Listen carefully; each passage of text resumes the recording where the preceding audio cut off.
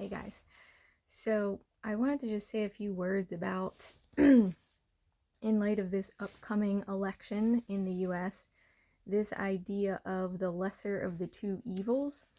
It's a concept that comes up a lot around election time. But this concept can be applied to anything. So the first thing I want to say is that the lesser of the two evils is evil. That is, by definition, what we're talking about here. So, using politics again as an example, if you have a politician that you genuinely believe is a good person and is going to make a lot of positive changes, and you feel that, you don't think it, you're not strategizing, you feel it, you believe it, then this really doesn't apply to you, this lesser of the two evils thing, because you believe that one choice is probably evil and the other is not at all. So there's no real conflict there with you and you.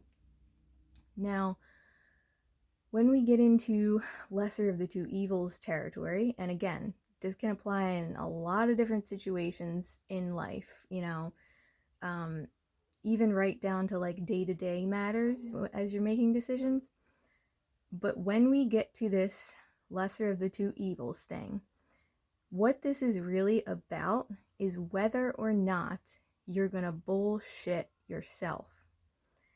And when we settle for something that we believe is shit, and we say, well, at least it's not as bad as that other thing that's also shit, what we're doing, literally, in that situation, is we're teaching our bodies and our minds to settle. And we're teaching our subconscious that I bullshit me. I bullshit myself. So the subconscious takes that in and it goes, okay, then I can't trust myself. You see how that works? So if you're making a choice between two different things and you think that they're both bad choices and you force yourself to make one in any situation, not just in politics, in any situation, then you're teaching yourself that you are untrustworthy. You're teaching your subconscious to stop listening to you. So, what do we do instead of this situation? We stop telling ourselves that life is about settling. We stop telling ourselves that to settle for two shitty things is the only option, and we start to acknowledge what could possibly exist beyond those two shitty things. There's a world of possibility out there, and we are looking through a tiny, tiny, tiny little lens between two things that suck and saying these are the only things that are possible. And that is basically just us looking through the lens of brainwashing. Either you brainwashed yourself or someone else did it to you. It doesn't matter how you got here. It's that when you're convinced that in your life, the only choices are between a bunch of things that suck, then something has gone wrong. There's been some sort of confusion. So the choice between the lesser of the two evils, usually, if not always, is not a true choice. It's our minds talking us into the fact, talking us into this idea, this very bizarre idea that there's nothing good possible. So it's pessimism is really at its core. This is pessimism. It's saying there's only a couple things available, that they all suck.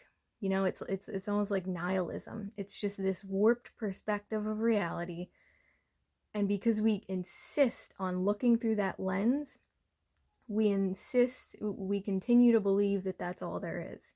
And so it's a self-brainwashing, it's a self-trust issue. And so the solution is stop choosing. between two shit things.